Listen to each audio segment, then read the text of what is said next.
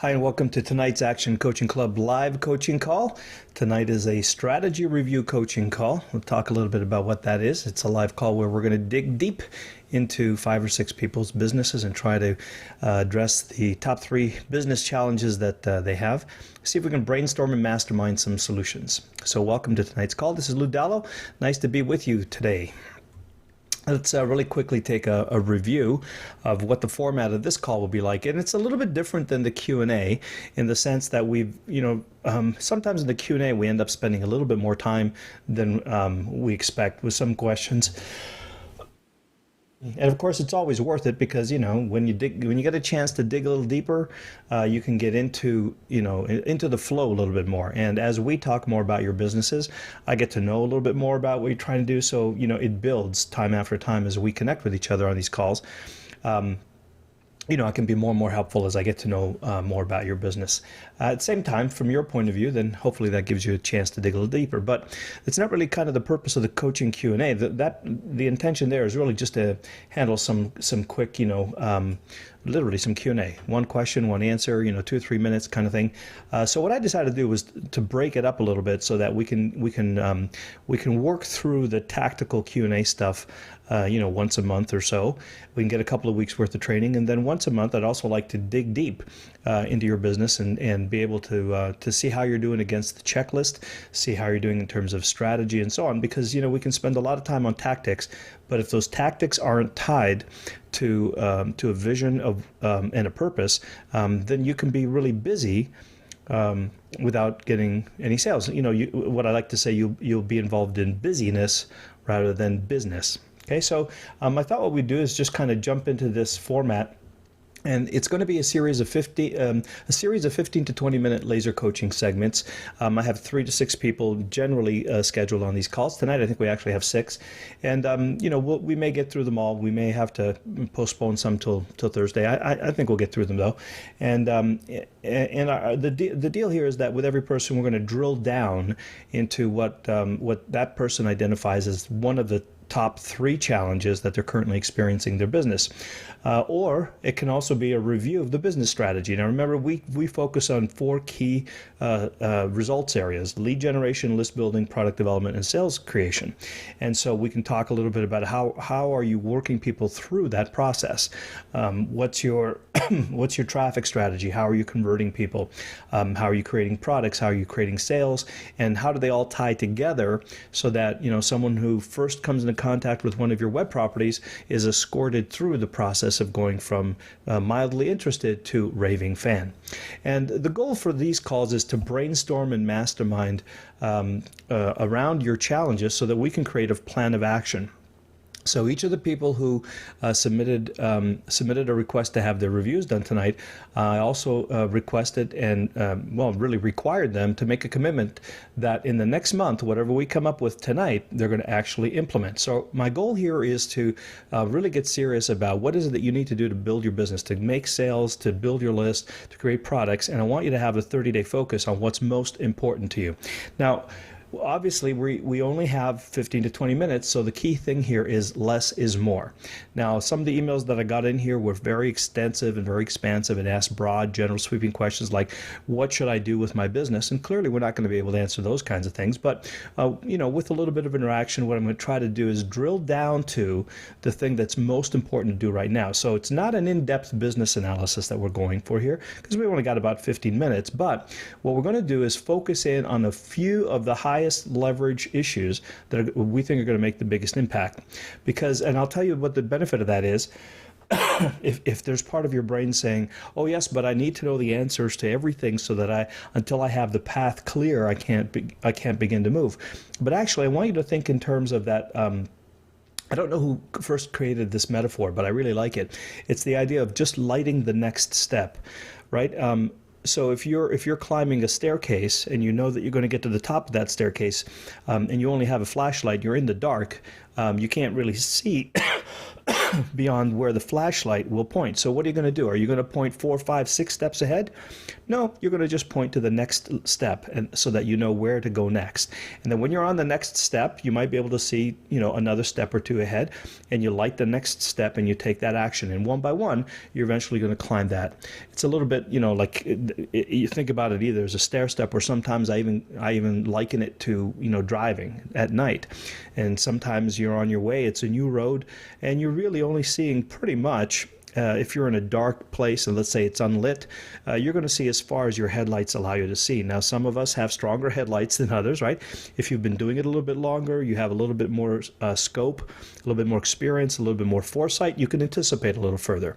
If it's brand new experience for you, then your headlights aren't going to be as strong. So don't worry about it. They will strengthen the more you use them, and you'll be able to see further and further. But our goal is, let's just see what is ahead of us and get that done before we worry about knowing all the answers to everything down the road. Because while we want to hold a vision for where we want to be long term, we want to get feedback, we want to execute short term, get some feedback, and then improve consistently so that we know that we're working towards the long term. But if we think about executing in the long term all the time, we're gonna trip over our feet, basically, right? So so what we're going to focus on here is, what is the long term vision? So what's your business? Who's your avatar? What's your market? What problems are you solving? And how how big do you want this business to grow, and things like that. And so what has to be done right now, specifically, we may even refer back to the action coaching checklist. What's the next step for you to take right now that's going to have the biggest impact, moving you forward the most towards that vision?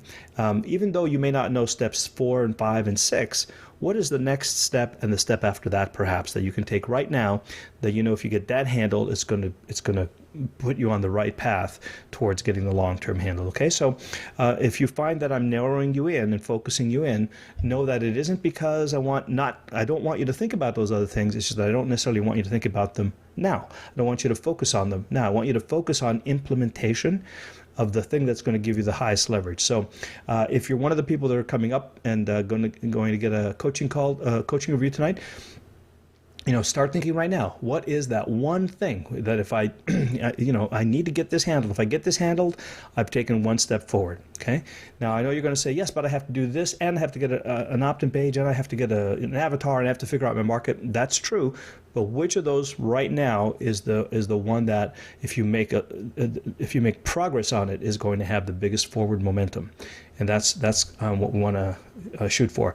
Now, along the way, once I had a chance to sort of brainstorm a little bit, or to give you a chance to practice your chops, as it were, what I might do is just open up the call and say, okay, so what ideas do you have for this person? Here's the situation. Here's the challenge. So what would you do if you were in this situation? Now, what I'd like you to do is I'd like you to think about all the different ways that you can help this person come up with an answer based on what you've learned, or even more importantly, based on experience that you have of something that's worked for you.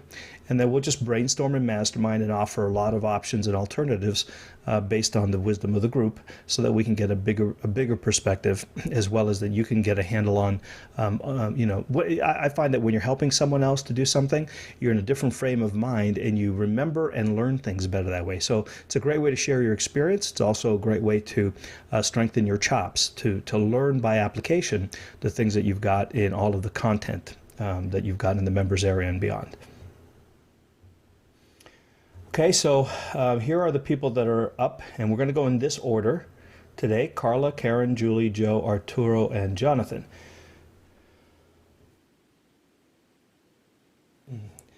If you're on the call already, that's great. Hang in there, and we will get to you one by one. And if you're not on the call, well, hopefully you'll be here by the time we come to your name. So Carla, if you are there, please press *2 to raise your hand so I can open your line and we can have a chat.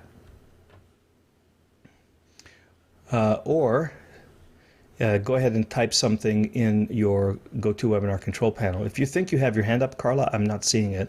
So go ahead and type something in the GoToWebinar control panel. Let me know that you're here. There you go. Hi, Carla. Hi, Lou. I was hitting pound too. Carla, if you're in Athens, Georgia, I just raised your hand. I think you may be on mute. Do you have a mute button on there on your phone? Oh, no. Or maybe it's just me that can't hear you. One sec. Carla? Yes, can you hear me now? Oh, there you go. Okay, hang on. Hello? Yep, one sec. I got the wrong thing on my headset. 1 second.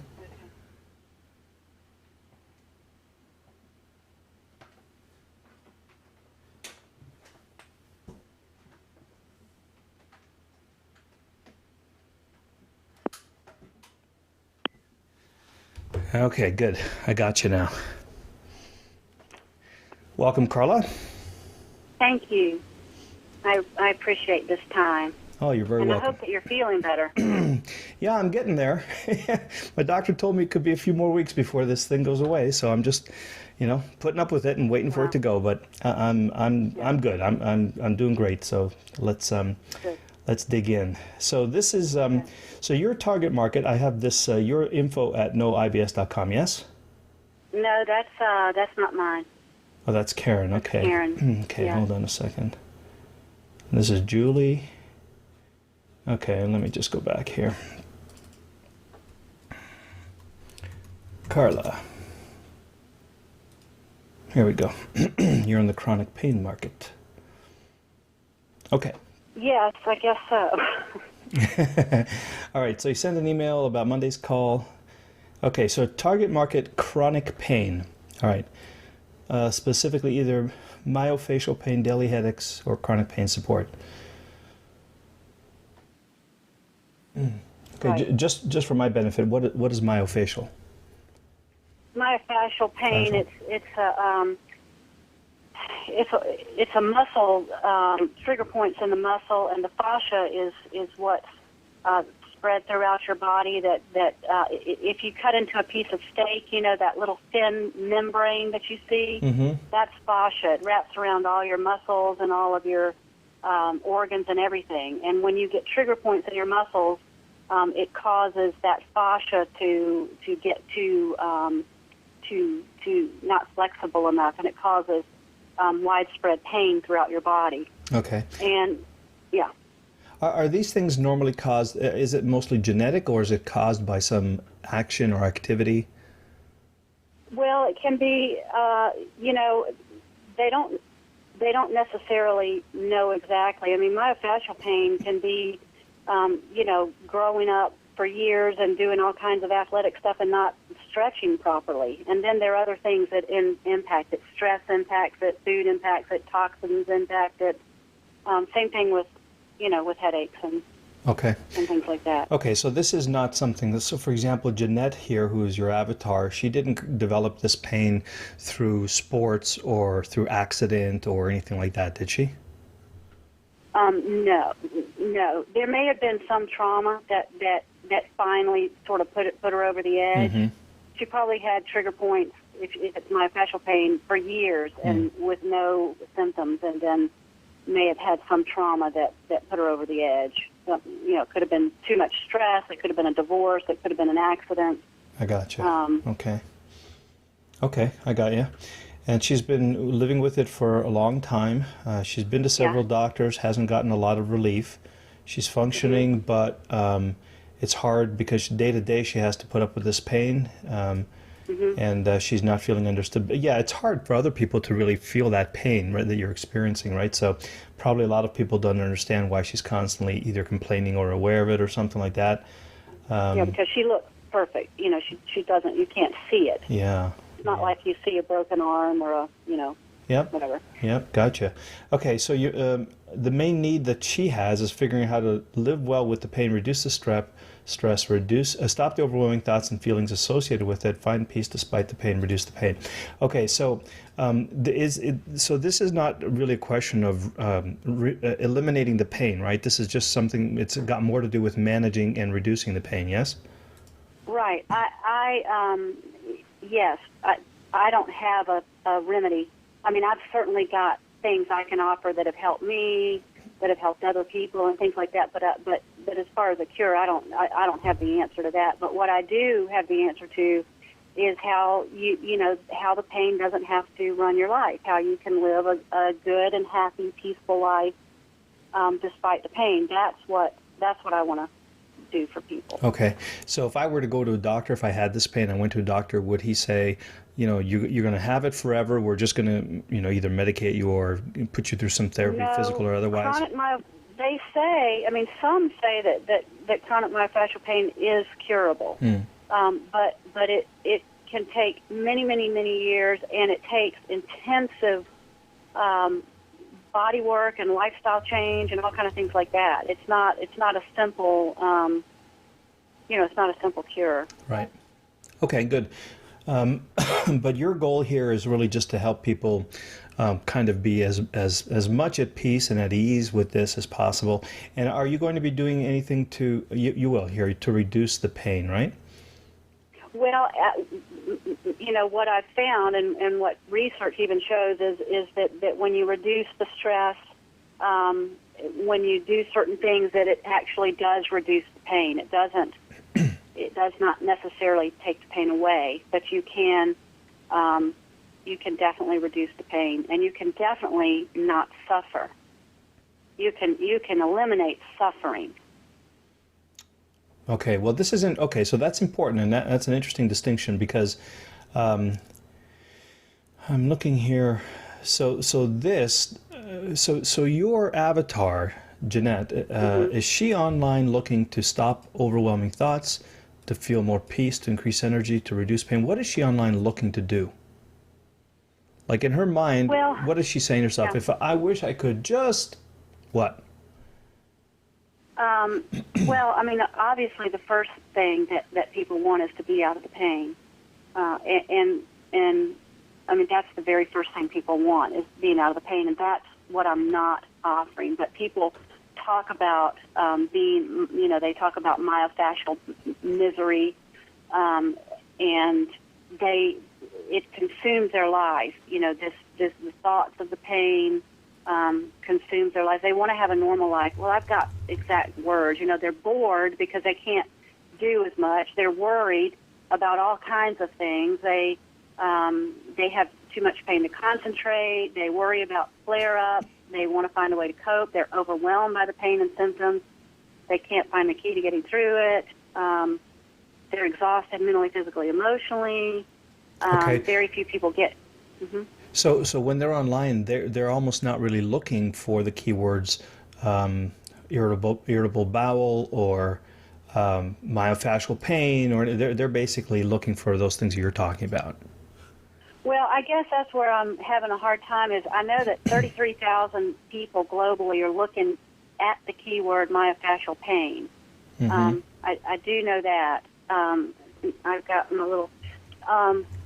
but as far as, I don't know how many people are looking for...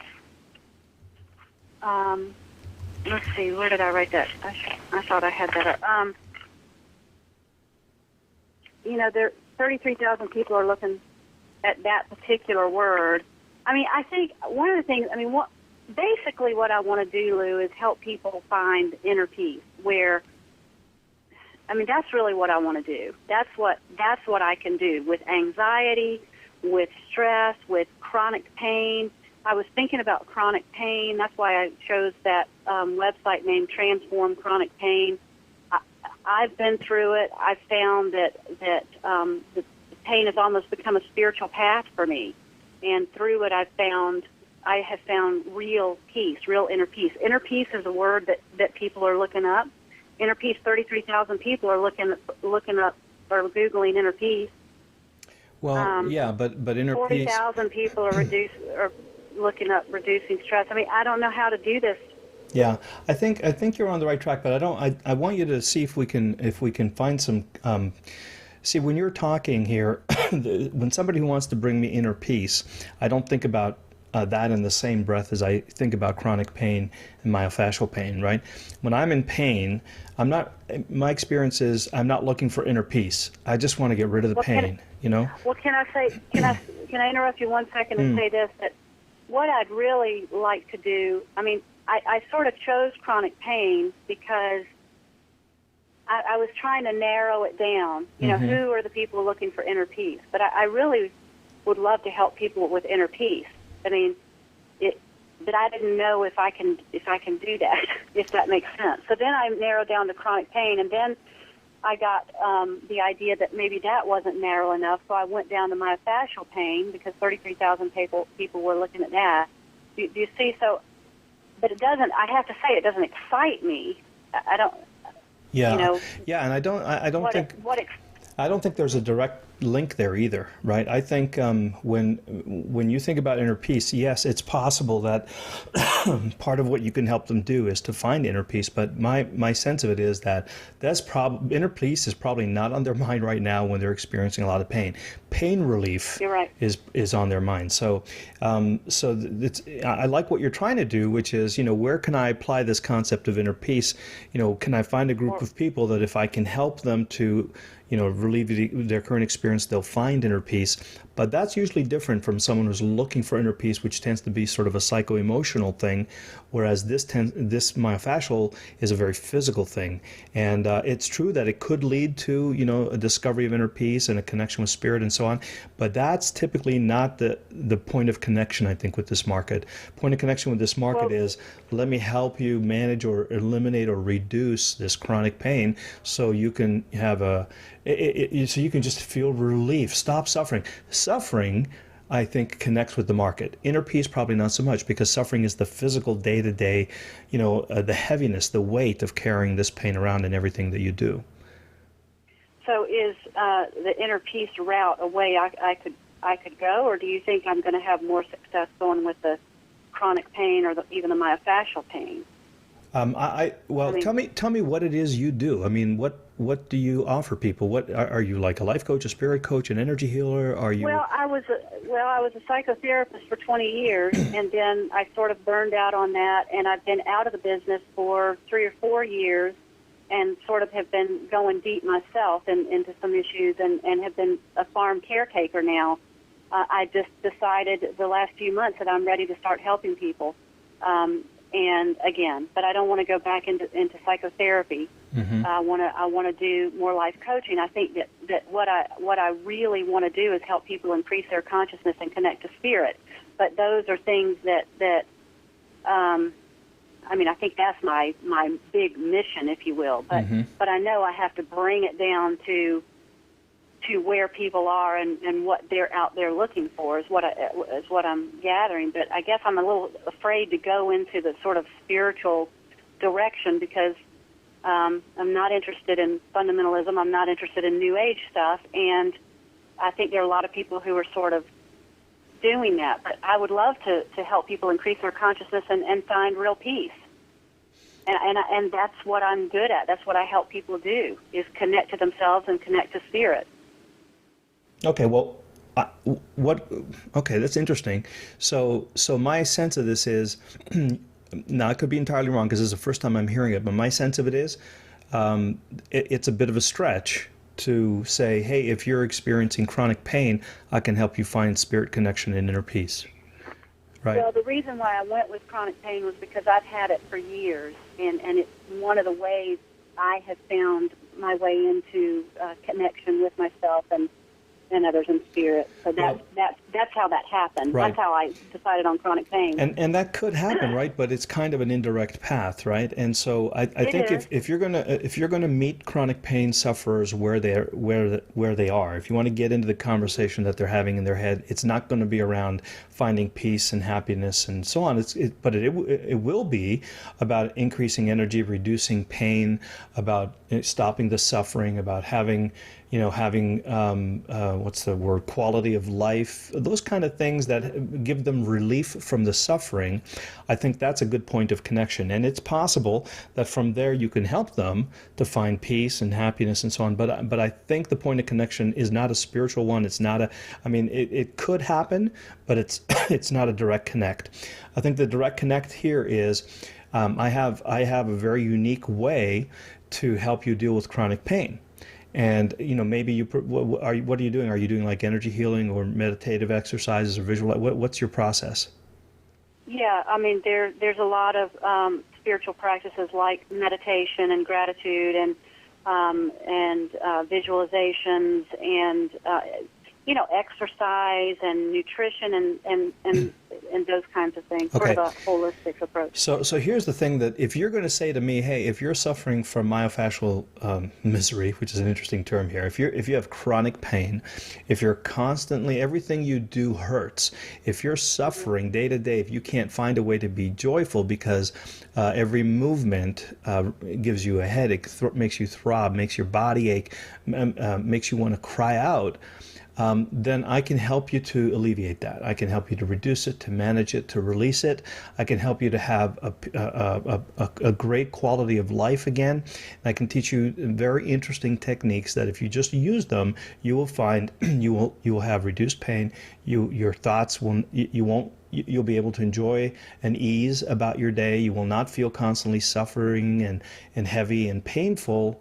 And you can, so that, you know what I mean? The idea is to say to them, I'm going to help you eliminate all of this stuff that you don't want anymore. And that's the point at which you have to connect with them. And then you have to sort of connect the dots and say, well, look, you've probably tried a lot of things. You've probably gone to a lot of doctors. And you've probably not found a lot of relief. Well, I have a very unique kind of weird way that it turns out that there's this really big connection between stress levels and emotional anxiety and the psychology of self-talk and all those things. And it turns out that if you can just manage those, in fact, stress being one of the greatest aggravators of chronic pain, that it turns out that you can actually release a lot of that pain and suffering. And so the way that I help you manage your chronic pain is through, kind of and then name it or something, through a process of, eliminating the sources eliminating the causes of the pain, so that even though you still will have the pain possibly, but you won't feel it as much, you won't suffer from it as much, right? Mm-hmm. So and then and then what you want to do is kind of show them, look, do this exercise, and by tomorrow you'll find yourself having a totally different experience of this. Because now if that leads them to having a more peaceful, a more happy, a more joyful, a more spiritual experience, then that's great, and you might even have that as a kind of an intention of your own. But I think the conversation is going to have to be at the level of, I can help you to manage this pain, I can help you to reduce it, and I can help you to function as close to normally as possible, given the fact that you have this particular disease. Is that something you could do? Yes, I could. I definitely could do that. So do I have to narrow it down to myofascial, or can it just be chronic pain? I was wanting to do chronic pain, but got the sort of message that maybe that was too broad, too big. Well, too. It is a little bit broad. Chronic pain is a little bit broad. I mean, you can start there, right? But myofascial. What are you most familiar with? Explain to me what chronic pain actually means. Are there like 14 different ways that people experience chronic pain? Well, I don't know. I think chronic pain is anybody who has, pain on a daily basis for a long time, for several months to years. Yeah. And it may be. But look on the screen here, right? It's saying fibromyalgia, myofascial. Right. It's talking about. This seems to be the two that come up a lot. If I were to say chronic pain in here, what else would come up? So here's where I'm going with this. You could probably deal with chronic pain, but what I would probably do is, here's the different kinds of chronic pain: arthritis, right, back pain, fibromyalgia, abdominal pain, lower back, tendonitis. These are all chronic pains, and it looks like arthritis is the strongest of chronic pains. So if you think that what you do can help people deal with or manage arthritis, then you might want to focus on that. If you think you can help them with back pain, you might want to focus on that, because there's a lot of searches around these things. These are the more active searches, right? You don't actually get down to chronic pains. In fact, I don't even see, here's chronic fatigue, fibromyalgia, so we don't even get down. Look, we're at 90,000, so it isn't until 30,000 that you get to. That's one of my confusions. Is one of the first audios that was sent to me through this program this guy was going through talking about the best niches are between 2,000 and 5,000 monthly searches. And so I was starting to look there. And then my coach that was assigned to me said, no, you got to go with something around 40,000. Yeah. And so now you're saying arthritis is 2 million. Right. So I'm really confused about how to zero in. Okay, well, so here's the thing. You're not going to go just specifically for arthritis because that is too broad, but you will narrow down the kinds of arthritis or the causes of arthritis. You can drill down in that. So, Well, that's why I chose myofascial pain, because it was 33,000. Okay, well, that's not bad. Here's the thing about this, though. 33,000 searches a month. You have to imagine that you're going to get a fraction of those actually coming, right? Because there's going to be, some amount of competition and so on. And you might get, Right. they say that if you have the number one position in your advertising for that keyword, you're going to get about 42% of the clicks. And then, of course, if you're not number one, then you're going to get considerably less than that. So you could see about 1 to 3% of that traffic. So if you multiply 30,000 by 3%, what is that, about 900? So that's not bad. If you can get 900 click-throughs a month, that's not bad. You can start building a list. I think I think 30,000 is not a bad place to start. But for me, I feel more comfortable when I see even more, right? Because Chronic pain has 246,000.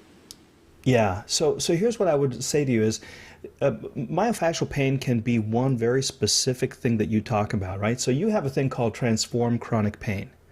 And there's an opportunity in there for that blog to be about all sorts of chronic pains. And then you can have content in a category called myofascial pain. You can have content in a category called fibromyalgic pain. You can have content in a category called arthritic pain, and then see which one gets the most attention, see where you're getting the most traffic, and so on. Because ultimately, you're not 100% sure which one of these is going to work out. So if you address all of them through your writing and your blog and your content, then you can see which one people are responding to the most. Then you can decide, more specifically which one you want to narrow in on and focus. So if you wanted to, you could start with, I keep forgetting this word, myofascial pain. Myofascial. Right? And I didn't want to. I wanted to start with chronic pain. And was told that was too big. It is a little bit big, and I would say that on your content, if you had a blog called Stop Chronic Pain, I would have different categories for the specific types of chronic pain, and I would address each one of them. And that's the way you can niche it down and experiment to see which one that you find yourself resonating with the most, or you find your audience resonating with the most. Because it might be that people who are experiencing myofascial pain will really resonate with what you're recommending. On the other hand, they may not. You may find that people with shoulder pain resonate, right? So what I would do is and by the way, I did a quick, sorry for coughing at you here, I got my hands on the keyboard so I can't make it over to the mute button. You have, let me just go over to bustaname.com. And so I think stop chronic pain now. Stop my chronic pain. Nope. Okay. The word transform isn't something people would be looking for. Right. So what I'm going to do, what I would say is if you wanted to, let me just do something real quick while we're on here.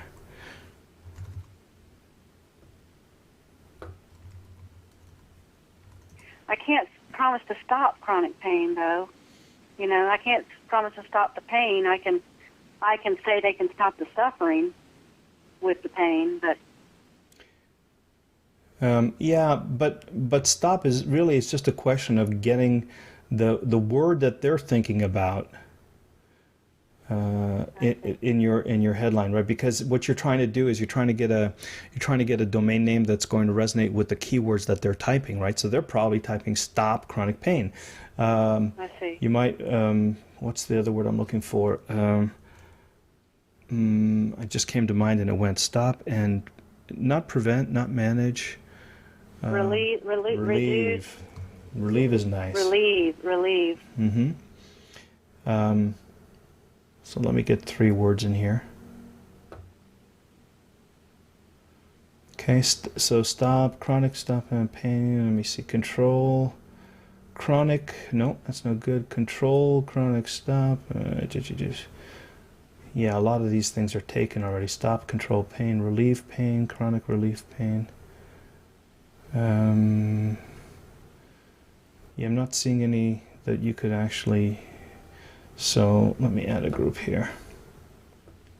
Stop, control, relieve, and maybe even relief. Reduce. Yeah, reduce is good. Okay.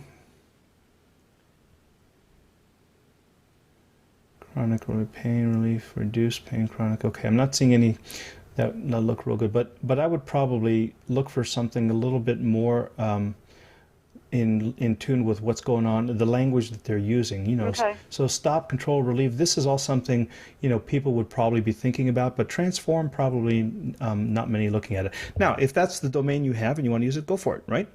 Well, I thought it just had the chronic pain in it. I didn't know that it had to have all. But I hear you. How about stop my chronic pain now? There you go. Stopmychronicpainnow.com. That's long though. Stop chronic pain now. Get chronic pain relief. No, relieve my chronic pain. And there you go. RelieveMyChronicPain.com is available. Oh, Okay. relive. No, I misspelled that. Sorry. Anyway, I would play around with this a little bit. Oh, there it is. Okay. Am I spelling that right? It's IE probably, right? Yeah, it's all available. It's Relieve still my there. chronic pain.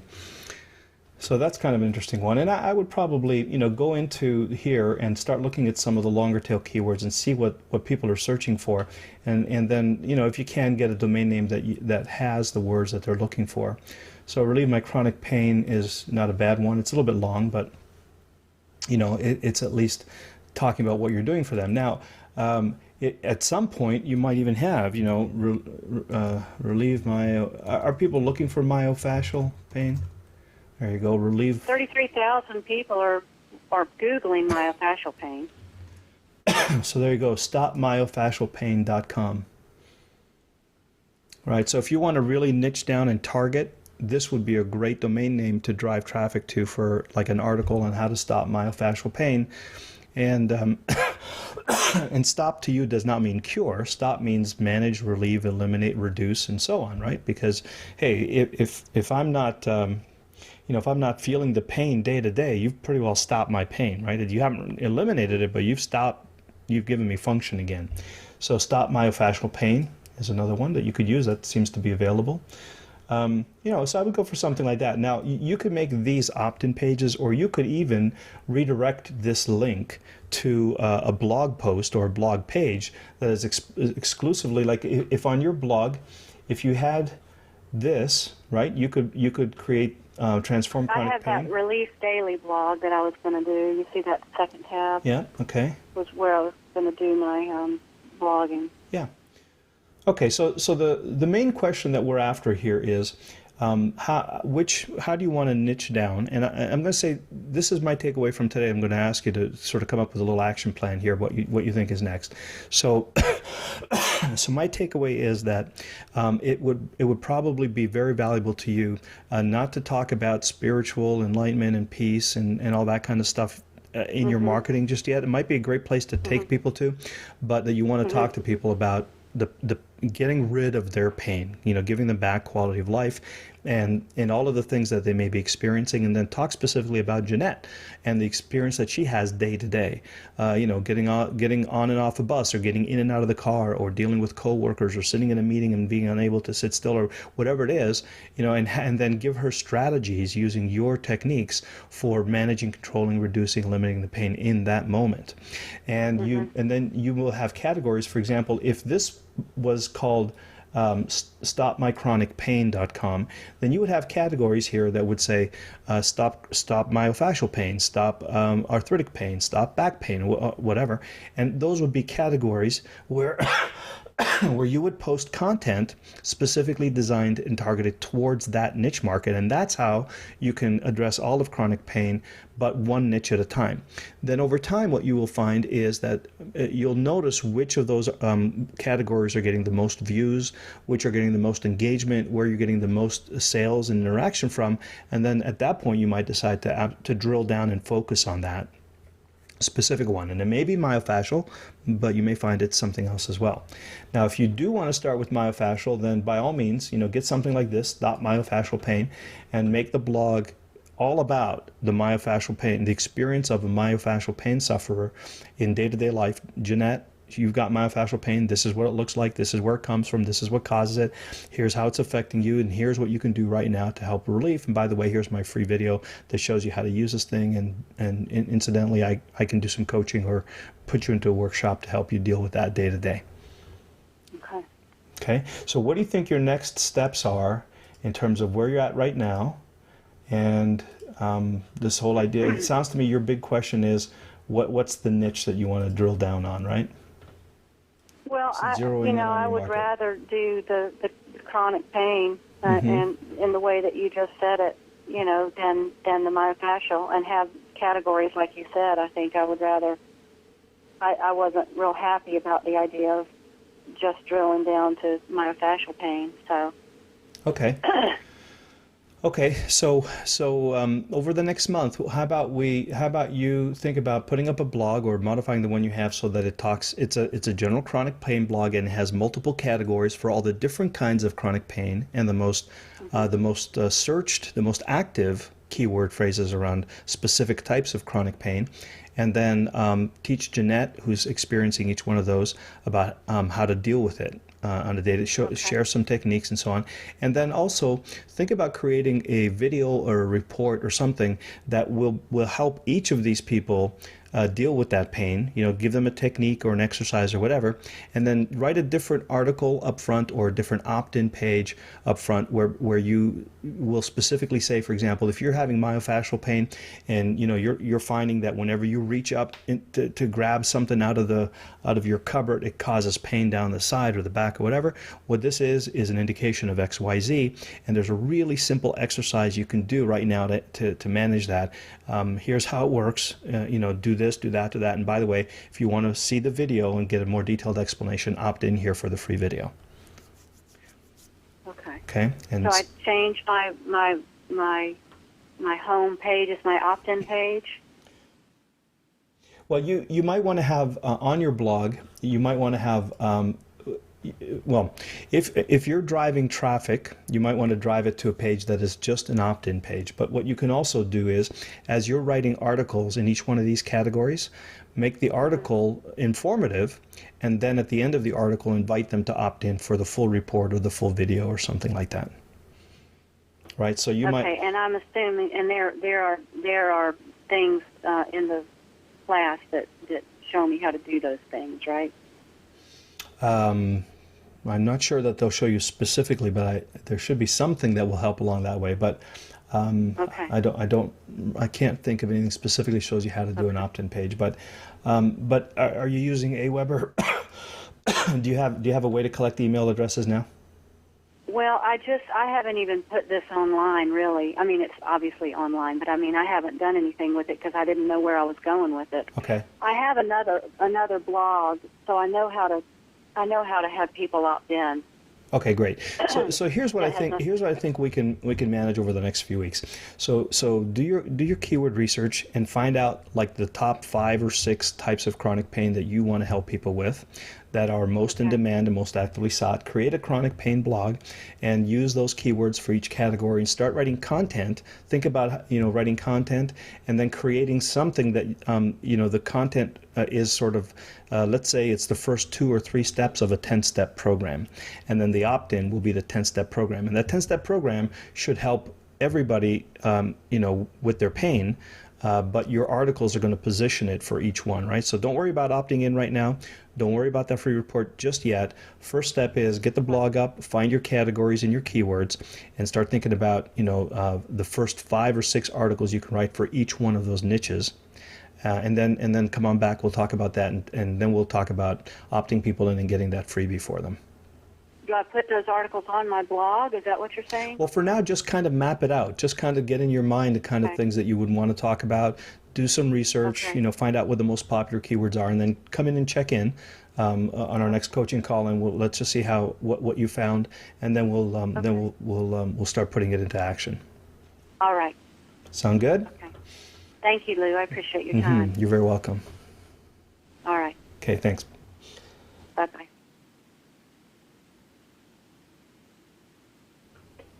Okay, so that went a little longer than planned, but that's okay. Some of these will go longer, some of these will go not quite as long, so we'll be catching up soon. All right, so good job, Carla, and good luck with that research. I'm looking forward to see what you come up with. All right, who is next? Karen Allison. Karen, if you're on the line, press star 2 to raise your hand, please.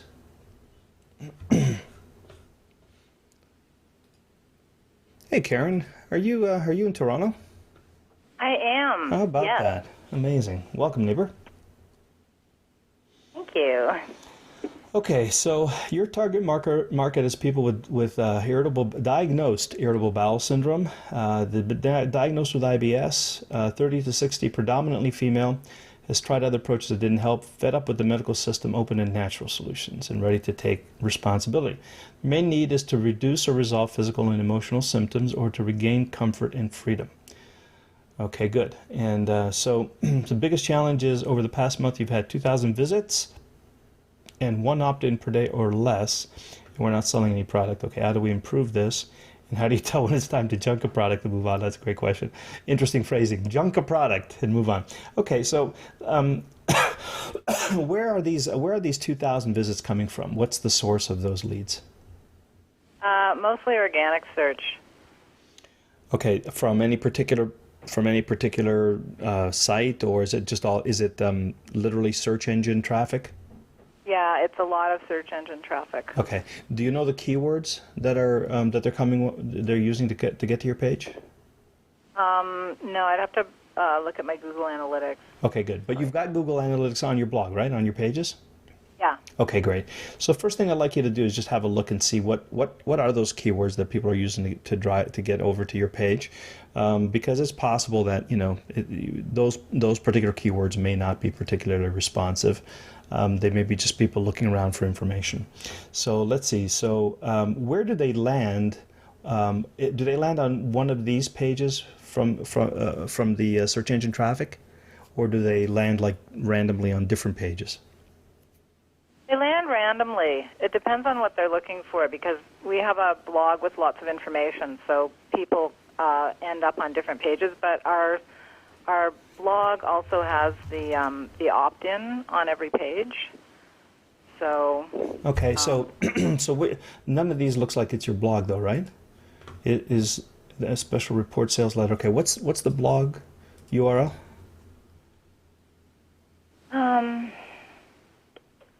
It's if you just go to the home page, you can just click on the blog at the top of the page.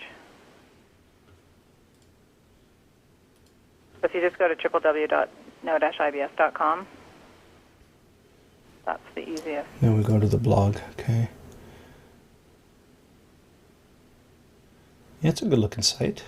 Okay. Yeah. I got it. So people will just come in, for example, and they'll come in and they'll come to this post, for example.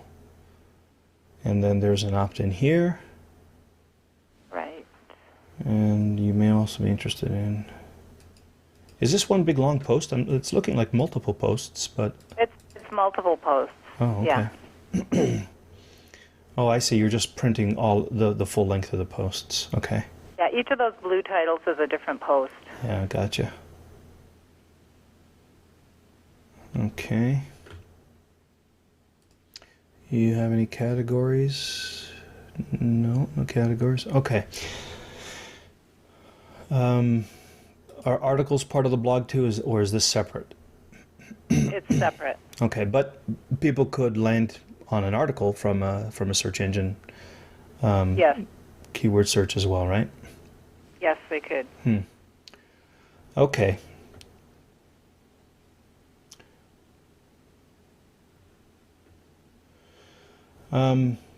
Yeah, you know what? That's interesting. I mean, this looks like it should get you better results than you're experiencing.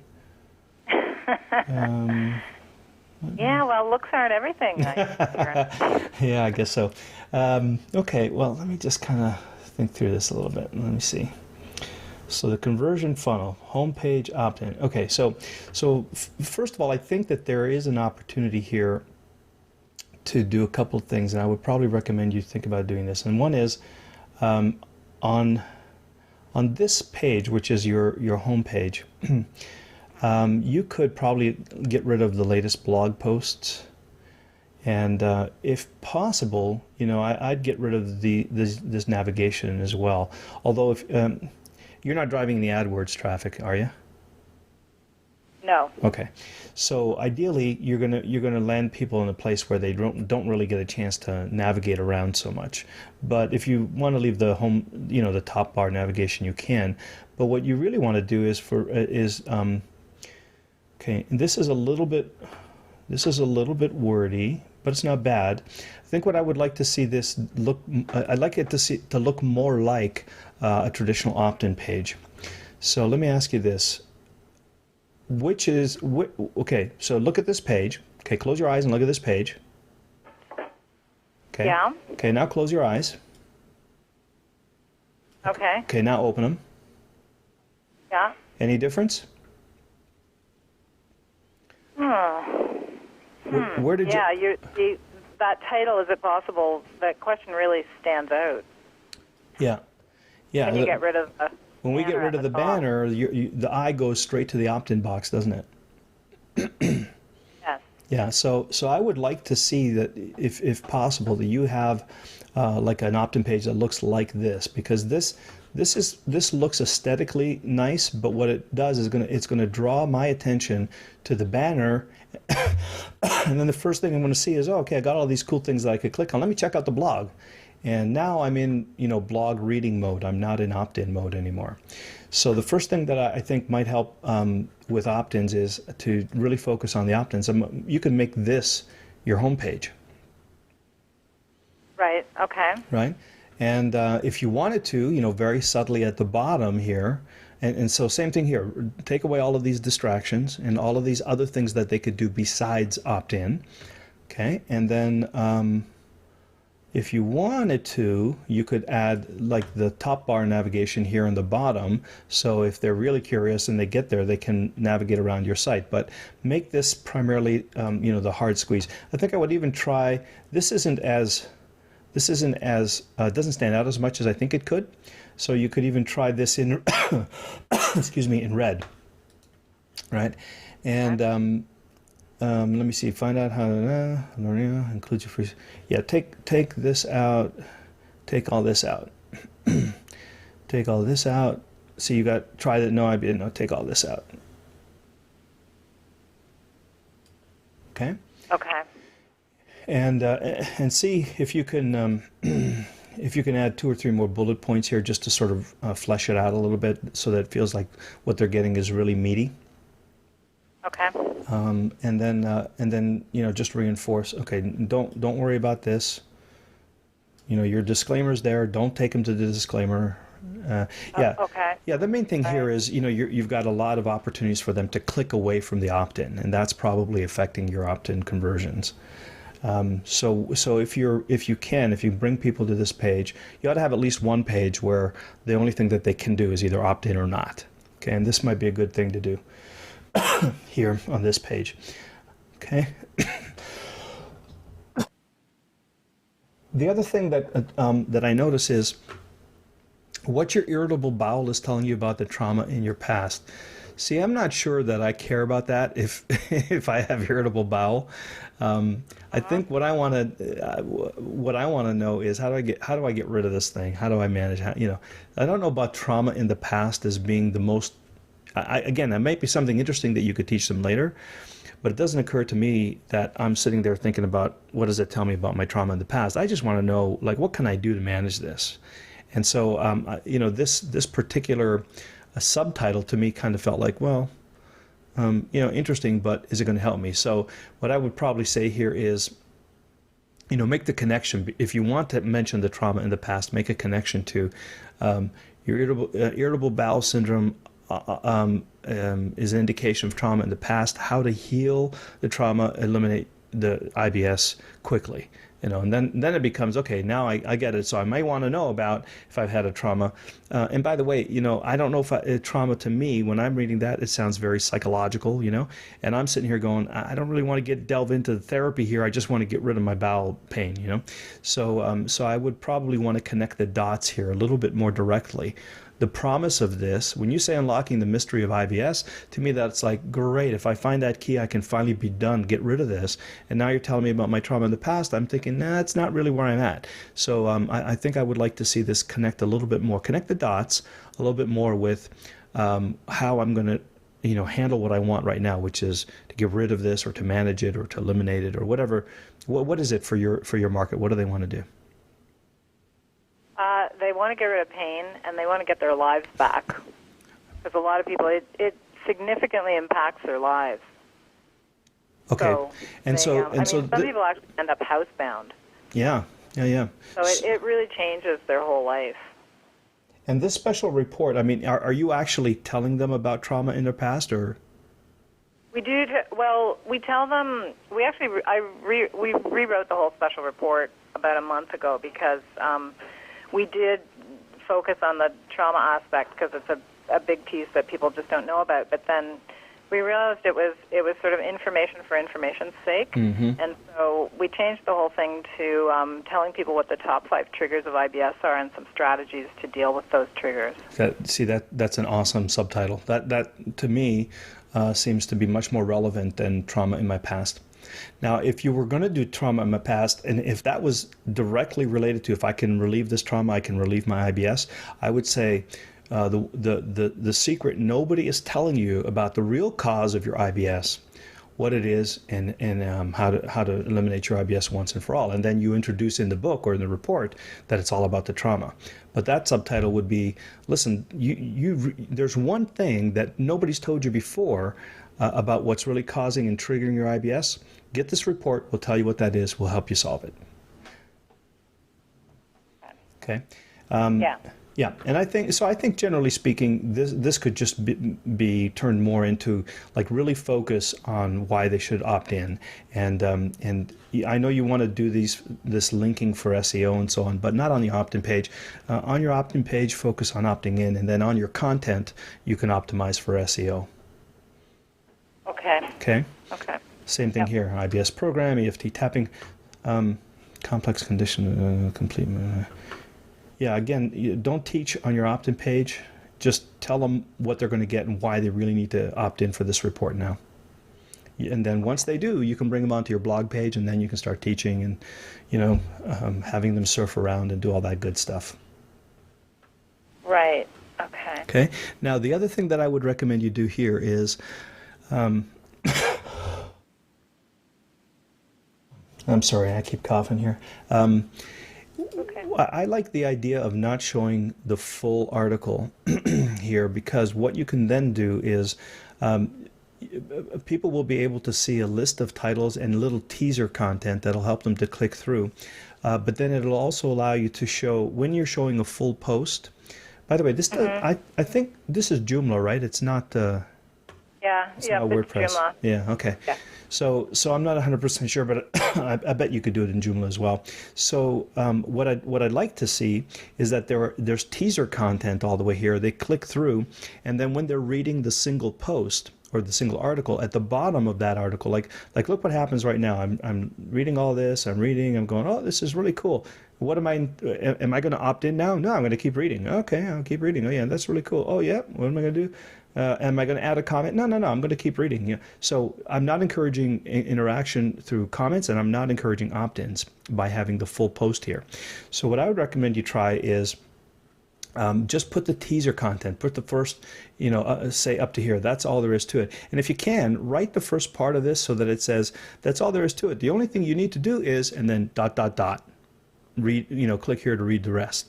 If you can work that out, that's awesome. But if you can't, make it as close to it as you can. So now what's going to happen is I'm going to click on that to read the full post, and I get to do two things. Number one, the only thing that I'm seeing right now is that full post. So I'm not going to scroll like all the way down here, right?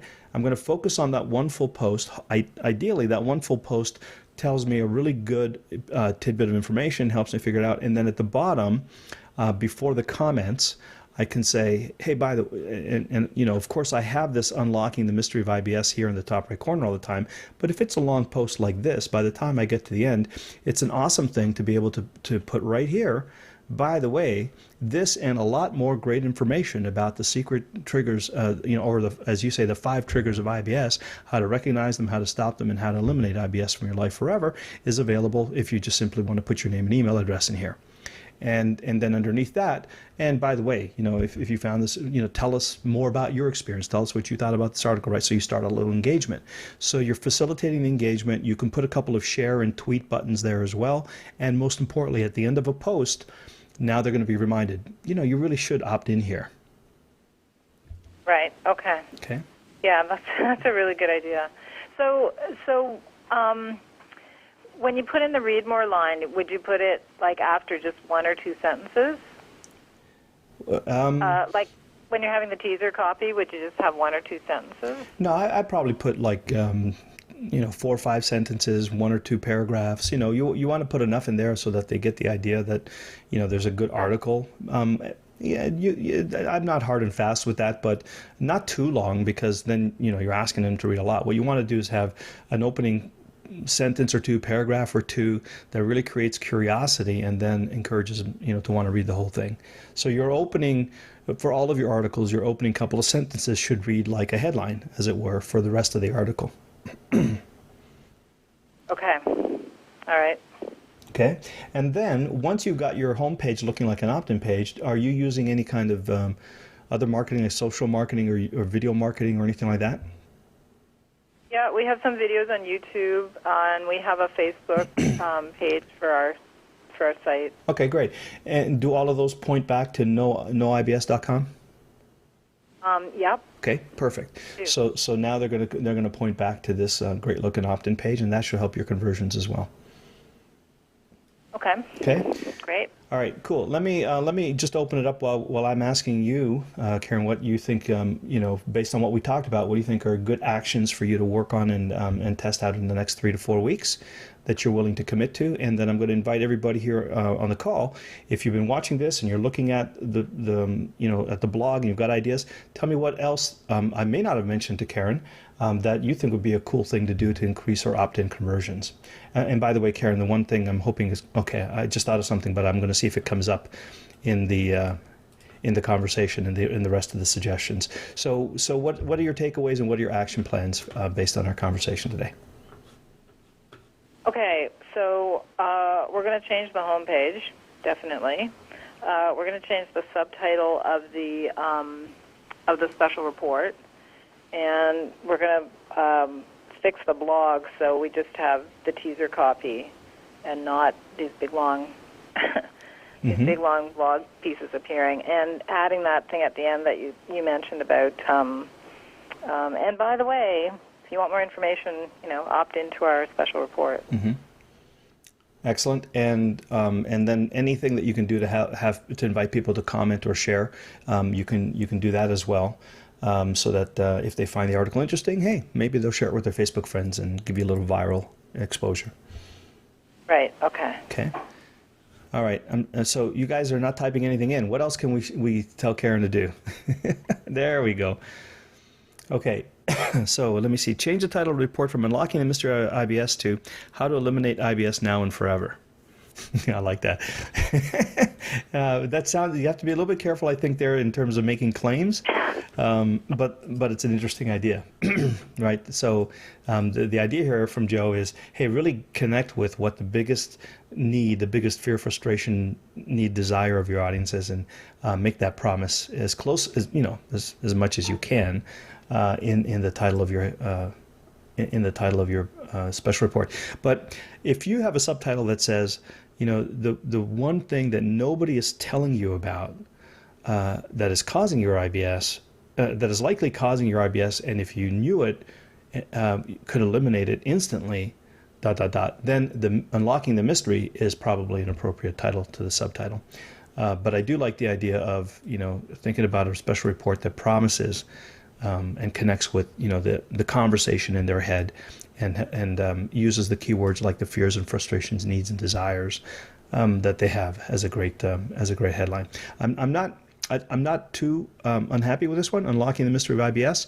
If you promise that there is a secret that is unknown to them, that's kind of an intriguing curiosity device. But it would be a great A/B split test to also have something that says, how to eliminate the top 10 things you need to know. I like the 5 triggers that you had, Karen. The five things that will trigger your IBS, how to manage them, how to eliminate it forever. Something like that. So interesting. Thanks, Joe. That's a good suggestion. And Julie says she'd like to see a picture of you and your partner on the homepage, so it feels more personal, like you're visiting a friend's site, someone you know and trust. What do you think about that, Julie? Karen? Make it more personal. So, like, how? So if you had your picture on there instead of this stock photography of a woman jumping in the air, for example. Okay. Yeah, we could do that. Is there a reason you're not putting, your information on here? Well, you probably have something in About Us, right? We probably just didn't think of it. Mm-hmm. We were thinking of sort of having actually that Jumping Girl, we were originally going to have, it's a downloadable program, but we were thinking of having hard copy product as well. Mm-hmm. And she was actually going to be on the covers of the CD covers. Mm-hmm. So then we had our artist do a banner, and we actually never thought of putting us on the homepage. Yeah, I'm just wondering if there was a reason you didn't want, because if you put yourself on the homepage, then you're basically connecting with them as the experts and so on. Whereas if you're not on the homepage, then the product then the site kind of sells itself. But I think it's worth considering and maybe testing as let's get the conversion rates up a little bit, and then another test might be to have your pictures up front and center to see if that adds credibility to the invitation, and it's probably a good thing to keep on a list of things to test down the road. I probably would say, right now it's probably not the major thing, but we never know. So let's get those things that we talked about handled, and then once if we see that that's improving things, then we'll use we'll get you and Kathy to come out as it were out of the About Us section and more into the forefront. And see if that helps, especially on the opt-in page. It'd be really interesting if, are you guys comfortable with doing video?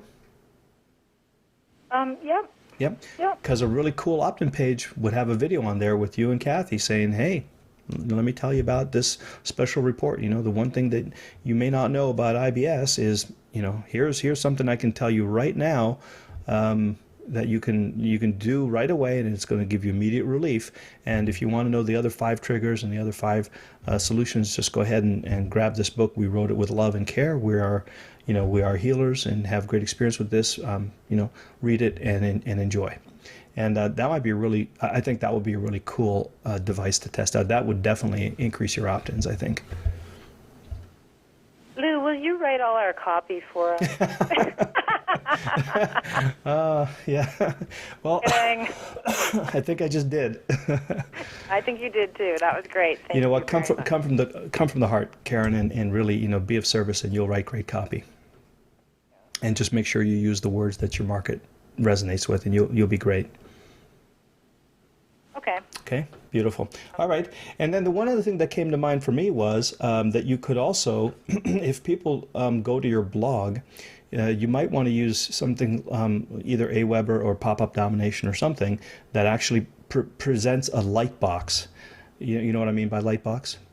Yes, I do. Okay, so presents a light box opt-in, and those tend to convert about 4 to 5 times better than the regular opt-ins. Really? Mm-hmm. Oh, okay, because we do have Aweber, so we could Yeah, do that yeah. then. Definitely. Very underutilized function of Aweber is that lightbox pop in. Now do it so it pops up once a day, so you don't irritate people. But I think you'll find that that's going to help as well. So we do it with the blog. That's what you're saying? Mm-hmm, yeah. Okay. So for example, on your home page here, you would put a version of this that does not, it's not the Lightbox pop-up, and then on the rest of the pages for the blog, you would have a different form here, a different form code that would be the Lightbox pop-up. Yeah, you have to. It might involve a little bit of programming with your Joomla thing. You might have to get a little help. I'm not sure, but that would be what I'd be wanting to go. Because if somebody comes to this page, you don't want it to pop up because they're already looking at it, right? Right. So it'd be kind of Right. redundant. But on the blog, I think they could be reading an article, or they may have come into your article, for example, and even though it's here, but they're coming for the content, so it doesn't hurt to pop it up, and then if they close it down, then they're at the article, but they still have the reminder of the opt-in. Right. Okay. Okay, but you don't want the thing to pop up every time they navigate to a different page on your site. Like one time a day, that's enough. Okay. All right. Alrighty. All right. We'll look into that then. Cool. All right, and then I'm going to look forward to hearing back from you every week or two. Just give me a quick update, send me an email, or come on the call, let me know how things are going, and you'll let me know how the tests are going. And please be sure you've got your analytics in there, and then let's look at how the conversion rates are affected. Okay? Okay. Sorry. What do you mean when you say so? We've got our analytics in there. Is there something special that I should be doing with my analytics for that? Yeah, what you'll want to do, I'm not sure how to do it in Joomla, but you'll want to put your Google Analytics code on every page of your Joomla site. So that way Google Analytics will track what pages people land on the most, how they navigate your site. You'll get a sense of how long they stay on individual pages. Yeah, we've already got that. Okay, cool. happening. Yeah. Okay. So you're all set. I was wondering if there was something else that we weren't doing that I had to think about. No, it sounds like you're doing it. And then, so let's look at the numbers, and let's do a little, let's peek into your analytics panel and see where people are going, where they're coming from, how long they're hanging out. And more importantly, let's see if the conversion rates and the opt-ins increase between now and a few weeks from now. Great. Okay. Alrighty? Sounds good. Cool. All right. Thank you very much, Lou. Thank you, Karen. Good job. Thank you.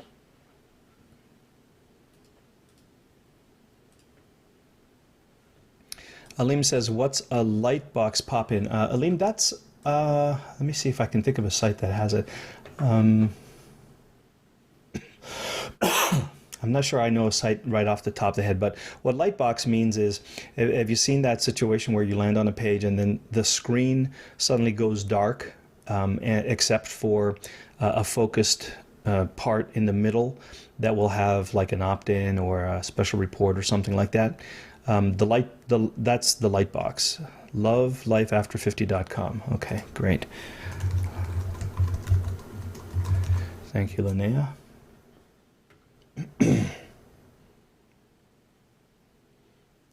Okay, is this going to come up? Is this a timed? There it goes. There you go. Thank you, Linnea. And that's the pop-up dom. I love this program, this pop-up domination. It got such great looking opt-in boxes. See, isn't this a nice looking one? Yeah. So this is a great one to model, Karen. Good, thank you, Linnea. And this whole thing, Aleem, when the background goes dark and nothing but the center, the focus is on this window. That's what we call the Lightbox pop-up. Okay. Joe suggests also, Karen, that you remove the word returns from the footer, so you don't make returning products that much easier. Okay, well that's an interesting idea. That yeah, we'll leave that to another. Oh, that's just a returns policy. Okay, yeah, that's okay. I don't know that that's going to necessarily help with the conversions, but I think it's an interesting one to. So these are just policy statements, Joe, and I think it probably. Yeah, it's an interesting point. Some people like to have a very clear statement of returns, and actually some merchant providers require you to have this. Like I think PayPal requires you to have it, and Authorize.net too. Don't know that it needs to be a separate link. It could be part of the terms of service or website terms or something like that. But yeah, good point. I think that you want to check with your merchant provider to see if they require you to have a very clear statement of your return policy on the site. Some of them do. But good point. I love your participation, Joe. Thank you. Okay, Julie. *2 to raise your hand, please, dear. Hello, Lou. Hello, hello. Nice to talk with Hi. you again. Thank you. Same here. Okay, let's see. Here's Julie. Okay, so we had a little chat, I think, last week, so I think I remember pretty well where you're at. Let me see. Customer avatar is the athlete. Baseball, basketball, football, track, swimming, tennis. Any more? Well, I covered all my bases. Yeah, there. right. And his or her coaches. Wow. Okay. But this is, and this, we're not talking about weekend warrior athlete. You're talking about like the real pro athlete here, right? Right. Yeah. Okay. The main need my market has that I solve is creating higher level performance and resolving injury with specialized yoga exercise. Actually, this is your need and not theirs, but I agree. This would be their need, right? Creating higher level performance and resolving injury. The fact that they do it through yoga, that's your solution, but that's not their need, right? Right. Okay. Thank you. Yeah. Okay, good. So these could include specific postures and sequence. Okay, great.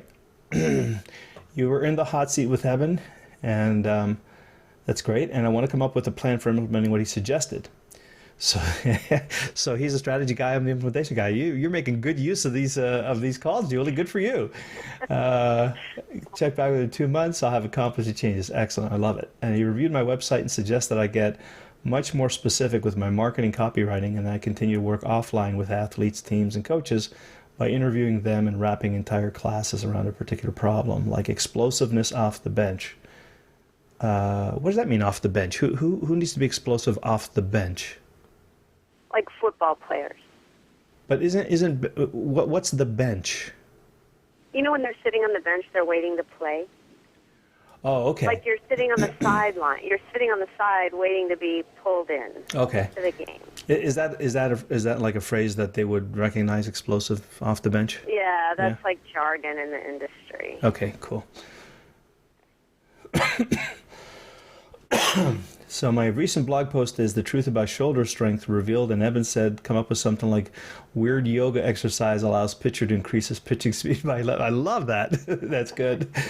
Yeah, I think he took that from the old golf, the golf. Yeah, he did. He even mentioned the golf. Yeah, I love that. That's cool.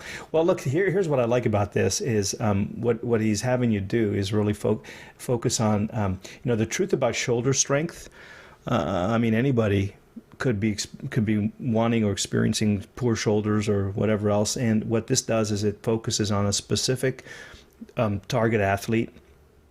And it promises, in fact, weird yoga exercise is just great because the word weird always entices people. But the real thing here is that you're promising what he wants. Like if somebody could increase his fastball 11 miles an hour, I mean, that would be hot, right?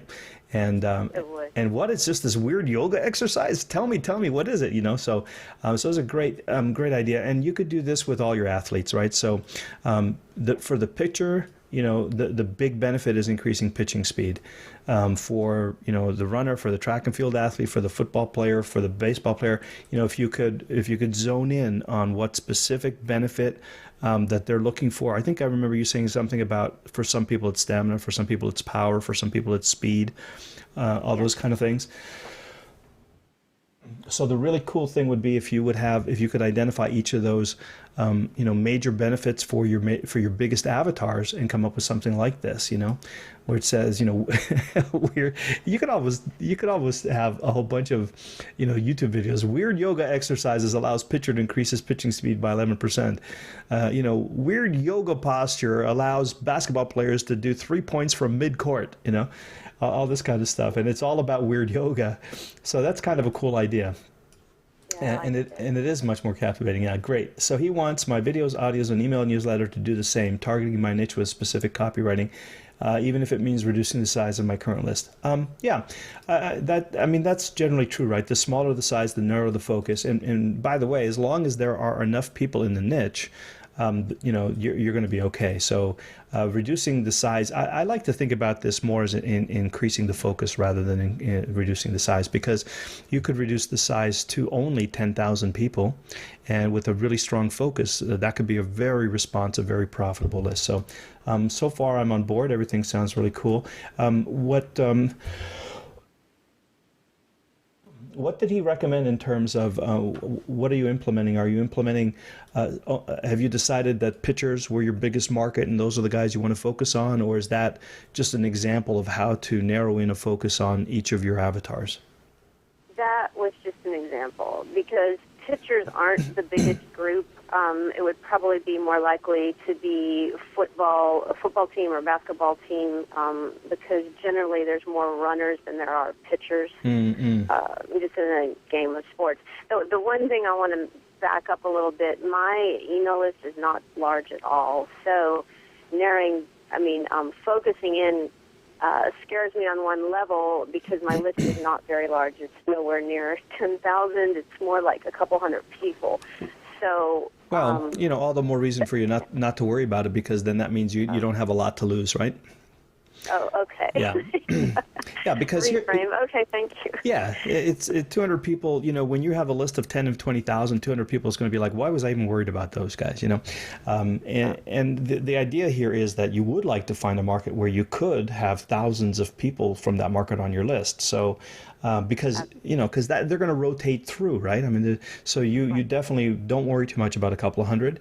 If they stay with you, that's great. And if you have to, bring more people in and new people in, that's fine too. Okay.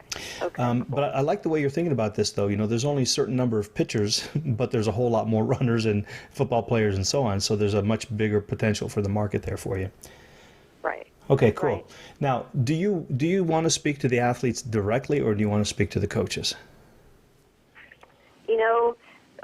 There are more athletes than coaches, but at this point I don't know. I've had several interviews with coaches, and they're usually fairly productive, whereas the athletes, they may or may not be looking online. I get a hold of them because they're in my PE classes at the universities.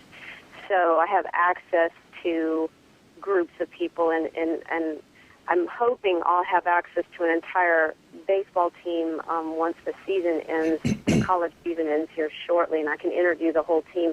I've actually worked with some of these teams already, but I've never gone in and done the marketing interviews in this way, the way we learned it. So I'm real curious to find out what I come up with once I interview an entire team. Okay, awesome. To find out you said commonalities. baseball team, right? I did, because I work with the Rice baseball team, and then I also have been in contact with the Houston Rockets, and I'm supposed to get together with that coach next week to see what we can come up with for off-season training. So these are offline things that I feel like, and that was something Evan said to me, was like, don't burn your bridges in the offline world, before you have something that works online. Mm-hmm. So I felt like probably I needed to focus more on connecting offline with people and using all the phrasing like you just described with the headline for the pitcher, weird yoga pose, helps pitcher pitch 11 miles per hour faster, that kind of thing. Mm-hmm. But using that while I'm teaching so that I start connecting the dots in the athlete's brain to the movement he's doing is going to give him this result, Mm-hmm. If that makes sense.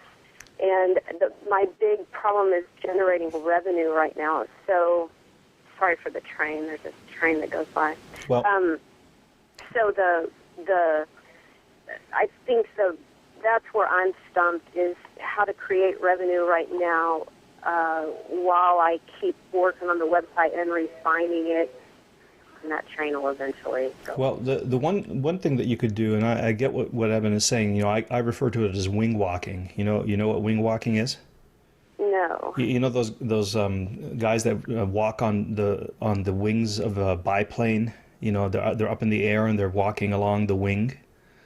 Oh, okay. It's literally that. Okay. Yeah, it's literally that, and you'll notice that what they do is they'll hang on to I don't know what you call it, but the thing that connects the top wing to the bottom wing, like a strut or a piece of iron or whatever, and they're hanging on to that, and then they walk a little further over towards the next one. They reach out and they grab the next iron bar, so they've got support in the next place that they're going to, and they don't let go of the bar that they're hanging on to until they've got a firm grip on the next one, and that way they're never going to fall off the wing and fall to their earth. And for me, business is a lot like that too.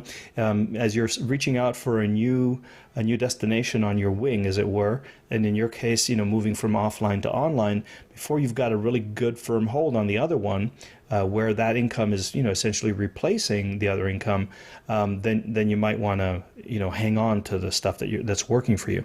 So in terms of generating revenue, what are the easiest things? What are the ways that you have generated revenue before that you can continue to generate revenue that are going to be fairly easy? You have access to the market, you've delivered products to them before, they know you, they've bought from you. What are some of the options for you there? That's in the past always been setting up a class or a series, let's say a 6-week series of twice a week or a 12-week series of twice a week for a group of people. That's what I've always done, but I've never been able to replicate it with a product, or I never have replicated it with an actual, filming it and then selling it as a product. So my initial thought is to either with any of these teams that I work with to have a summer series for the off season where they can come in and I would practice using the marketing language during the class instead of my usual way, which is more connected to, I don't know, the way I talk about yoga. But the one problem that I don't want to get into is like I did in the fall where I was teaching too many classes. What happened was I was up to 17 classes a week, and it was too many. I maxed out, and so I have to really watch it in terms of creating content, having enough time and energy to do that versus teaching all these classes. So I wanted to try to leverage the kind of class where people are going to be paying more money for the class, and at the same time somehow other people find out about it. Like if Evan was describing how if I can talk in that language while I'm teaching, then those athletes and those coaches talk to their friends. They start talking about it because they connect the result to the class. Sure. So that was kind of where we ended the call, was to try to have some of that happen and keep interviewing all these different athletes and coaches as part of my marketing research. Right. So that I get enough commonality. Okay. Okay, I got you. So two things I'm going to say, and then we're going to and we're not going to have time to review all your sites and everything yet this time around, but a couple of things that I think are going to help with your implementation. So one is, if right now, if where you're generating revenue and where you can easily, quote unquote, easily generate revenue, or you have experience doing it, is to do the physical classes, then keep doing those, but ask yourself the question, how can I do fewer classes, put more people in them, and maybe even, charge them more? And I think part of the answer to that might be if you specifically say, this isn't yoga for athletes, this is a class to help you increase your pitching speed by 11 miles per hour. This is a class where you're going to have explosiveness off the bench. This is a class where you're going to have the kind of range and flexibility so that, your shortstop and your third base people are going to be able to grab balls that are, 25 feet away from them, kind of thing.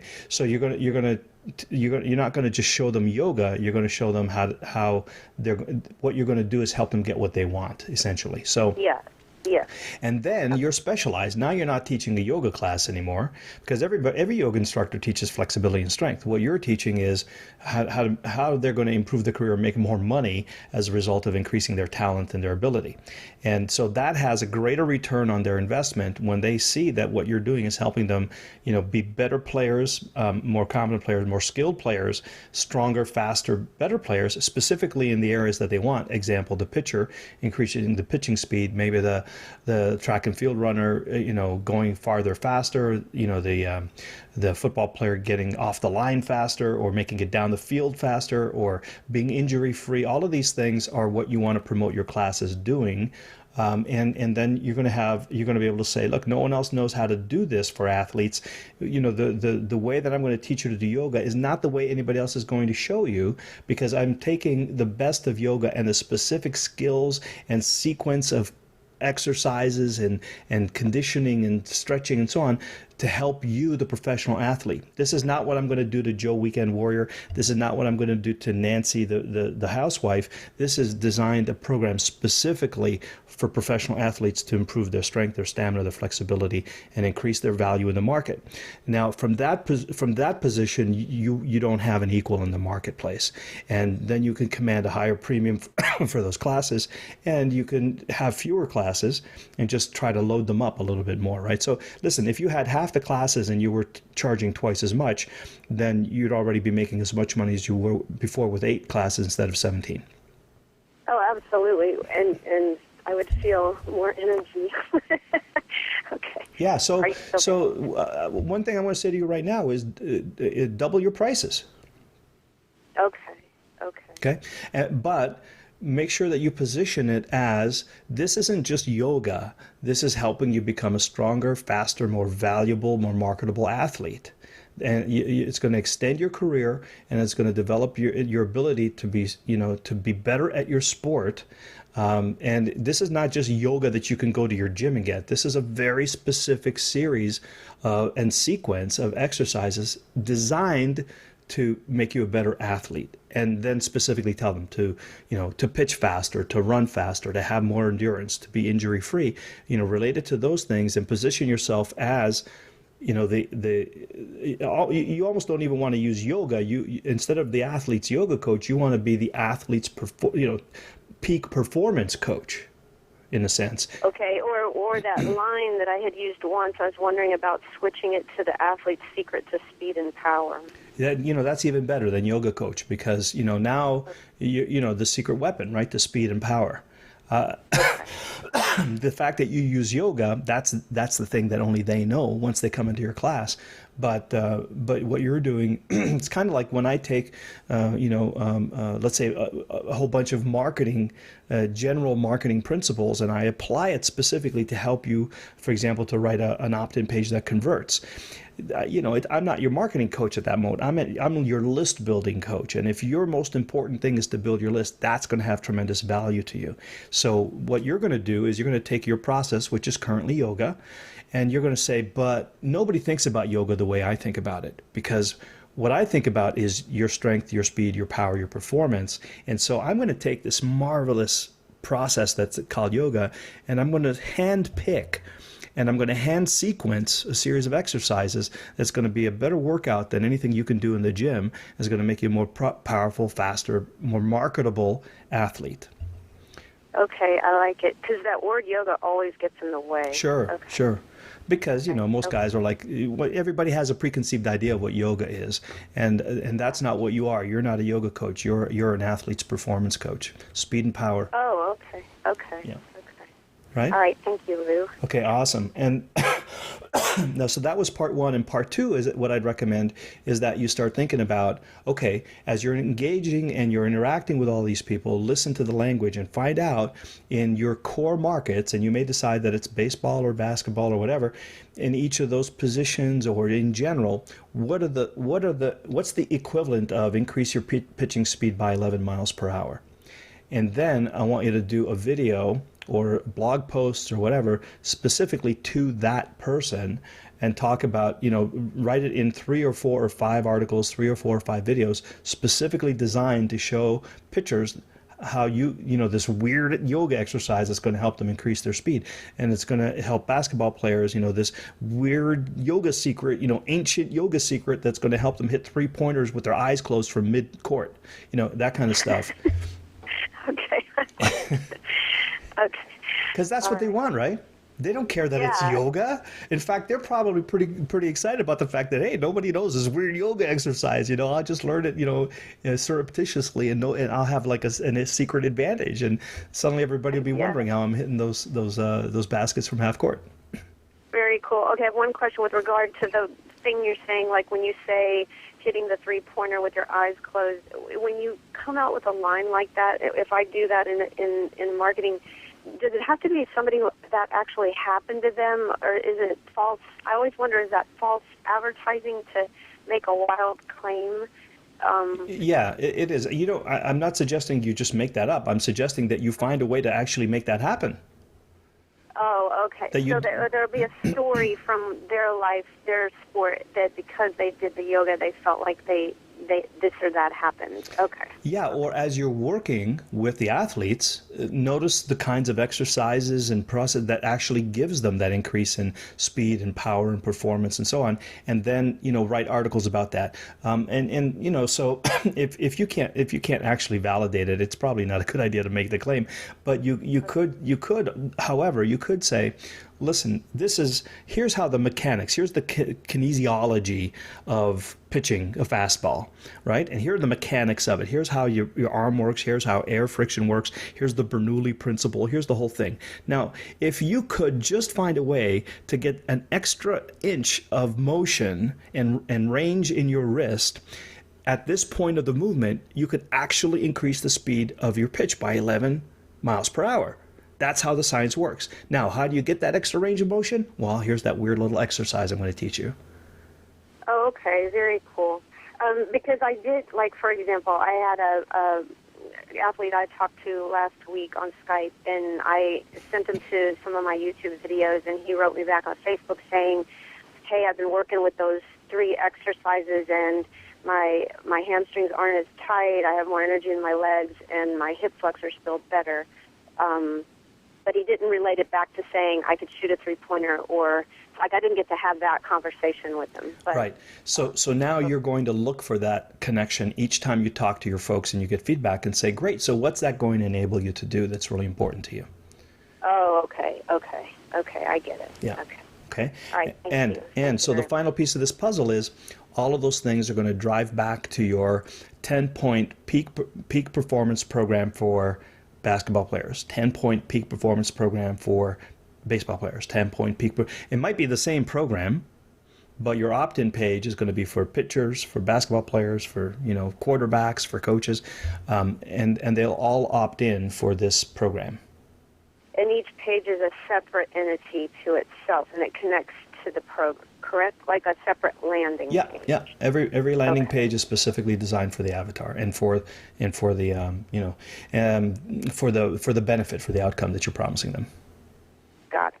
Okay. All right. Okay. Thank you. Okay. Thank you very much. You are very welcome. Thank you, Julie. Anybody else want to contribute to the conversation? Give Julie some ideas. Mariette's saying a hint for you to double your prices might be how much does a pitcher value increasing his speed up to 11 miles per hour? Yeah, this is a really great distinction. So now in the beginning, when you're just trying to get people into your class, you may just position it as the peak. Just repositioning is going to allow you to have greater perceived value. Over the long term, as you're working individually with people or you're designing programs just for them, then this is a great distinction to make, right? So what's the value of that 11 miles an hour to a pitcher? And if he thinks about it in terms of getting recruited to the big leagues and then having an extra couple of $1 million on his contract, this is a really valuable technique for you to teach him. And then you can start positioning in terms of what the long-term financial benefits are to him, and therefore increase the perceived value of what you're offering. So yeah, great idea, Mariette. I like it. Okay, super. So have you got a plan? Yes. Well, it's going to be to create the class with. I have trouble talking on the spot, don't I? Take the class and wrap it around the results to draw the group in and actually position it that way, and double the price of the class. And now I'm lost. Okay, go back and listen to our recording. Take careful notes and map out there's a 3-step plan in there. that I want you to distill out of our conversation, and then come to our next call or email me a summary of what you think you got out of it.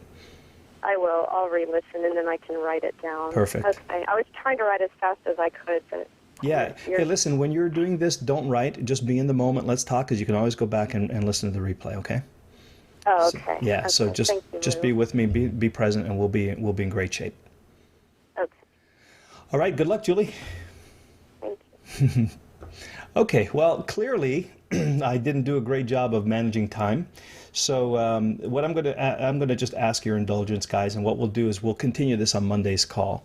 And I know there are a few more of you who, with my apologies to Joe and to Arturo and to Jonathan. I apologize that, we're working this out, right? So we'll get it fine tuned to the point where we'll get it in 15 or 20 minutes. But since I'm just getting to know you, and I want to give you a little extra attention so that you can actually make some progress, some significant progress, which is my goal for you, then it took a little longer than I planned. I apologize for that. We'll get better at it, and I'm happy that we had the chance to spend so much time with everybody. So let's continue on Monday. All right, we'll do. Let me see. Who do we have again? We have Joe, Arturo, and John, and that'll give me a chance to go and read your emails and be a little bit more prepared for you as well. And I'll get better at focusing the conversation and getting this down to fine art. In the meantime, hey, it's only a few more days, so have a great weekend. We will get to your questions on Monday, and then we'll spend as much time with you as we spent with everyone else as we're working our process out. And probably then what we'll do is training on Thursday instead of Monday, and we'll come up with a topic for you then. So with that, I think I'm going to have to call it a night because we are over time. And I want to say thanks to Carla and Karen and Julie for allowing us to sit in and listen in on these brainstorms. I find these really helpful for me, when I'm not coaching, I'm just listening, because something about listening to other people working through their issues and brainstorming about it, kind of, it turns off the judge. When I'm doing it for myself, I'm constantly kind of, in that critical mind, in that evaluation phase. But when I'm listening to someone else, I'm getting it at a different level, right? I'm seeing things in a different perspective. I'm more open. I can evaluate things a little bit more impartially. So there's great value. So I want to congratulate you for being on the call. I'm seeing a lot of people on the call tonight, and I want to congratulate you for doing that. And over time, what I'm going to do as I get better with this process is find a way to include you in the conversation even more. So I appreciate you if you did contribute tonight to brainstorming ideas for everyone else. That's a great value to them, and also hopefully great value to you. So keep doing it. Let's keep coming to these calls. Let's create a great mastermind, and let's get everybody. I want everybody to go to their next level, whatever that is. For you, it might be your first dollar, or it might be your next 100,000. Doesn't matter. Whatever it is, I want to get you there, and we'll all do it together as a group here. Okay. So thanks for being here tonight. Your being here allows me to do this work, which is fun and fulfilling, and I love the fact that so many of you are actively engaged in building your business, because I want this to be an amazing year for all of us. Till we meet the next time on Monday, have an awesome weekend. It's been awesome, this conversation. I'm just going to pop over here and put up my goodbye slide for the recording. So till we meet next time, thank you. Bye for now. Namaste.